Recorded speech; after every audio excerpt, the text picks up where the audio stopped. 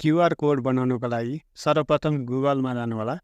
गुगलमा गइसकेपछि तपाईहरुले यहाँ यामई क्युआर लेख्नु होला। त्यसपछि यसरी क्लिक गर्नु होला। त्यसपछि वाइफाई को बनाउन गइरहेको छ। म वाइफाई मा क्लिक गरेर आफ्नो नेटवर्क नेम र नेटवर्क पासवर्ड यसरी हाल्नु होला।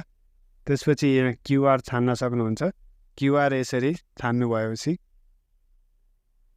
यहाँनेरि जानु होला। अनि यहाँ यसमा यो गर्नुहोस्। यसपछि जिमेल आइडी पुनबाट गर्न चाहनुहुन्छ मेजानुहोस्। त्यसपछि कन्टिन्यू गर्नुहोस्। त्यति गर्नु भएपछि यसलाई अलाउ गर्नु होला। यिनीहरूलाई जेपिजी मोड इमेज गर्नुहोस्। त्यसपछि आएर यिनीहरूलाई यस गर्नुहोस्। when I did it त्यसपछि